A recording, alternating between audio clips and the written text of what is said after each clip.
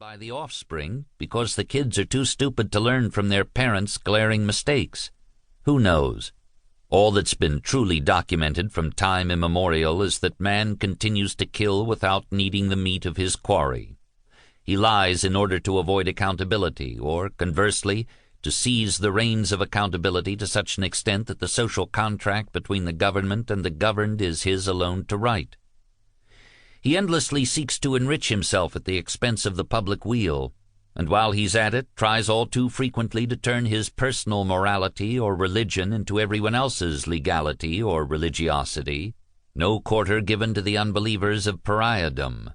Good heavens, we could go on and on. But wait. Last year, our country witnessed two of the most disgraceful, debasing, inept, disingenuous, and insulting presidential campaigns that living admirers of our system can recall. The candidates were packaged by cynical manipulators of the public's basest fears. Sound-bite zingers were preferable to intelligent statements of position. Image took precedence over issues. The presidential debates were neither presidential nor debates, but canned Pavlovian responses, more often than not having little or nothing to do with the questions. The ground rules for these robotic pavans were drawn up by glib intellectual misfits who thought so ill of their clients that they refused to allow them to speak beyond 2 minutes. The orators of the cradle of democracy that was ancient Athens, wherever they are, can be heard vomiting. Perhaps one bright day in the future will return to legitimate civilized campaigns, where an open exchange of ideas can be heard, but this will not happen, I'm afraid, until those who convince us to buy deodorants hie back to the armpits.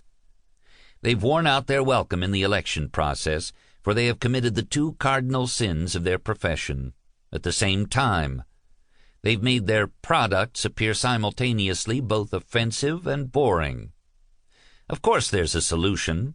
If I were either candidate, I'd refuse to pay them on the grounds of their moral turpitude. Hell, it's as good a reason as any. Which of those image makers would go into court expounding one way or the other on that one? Enough. The campaigns turned off the country. This numbing fiasco followed barely 24 months after we citizens of the Republic had been exposed to a series of events so ludicrous they would have been a barrel of laughs but for their obscenity. Unelected, officials fueled the fires of terrorism by selling arms to a terrorist state while demanding that our allies do no such thing. Guilt became innocence. Malfeasance brought honor to office. Zealous, obsequious posers were heroes.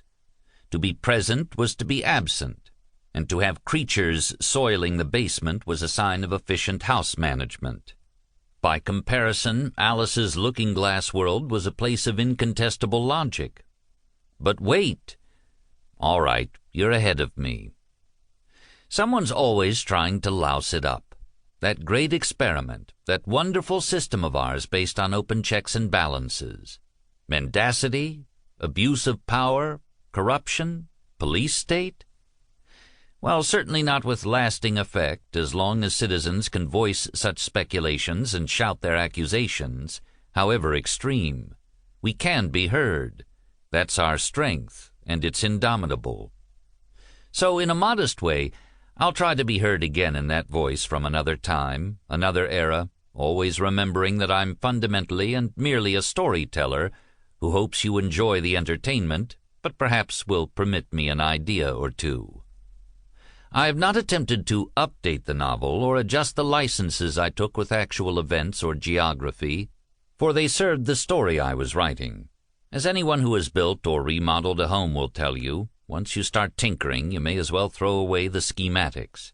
It becomes a different house. Thanks for your attention. Robert Ludlum, a.k.a., briefly, Jonathan Ryder, November 1988. Part 1. Chapter 1. The smoothly tarred surface of the road abruptly stopped and became dirt. At this point on the small peninsula, the township's responsibility ended, and the area of private property began. According to the United States Post Office, South Greenwich, Connecticut, the delivery route was listed on the map as Shore Road.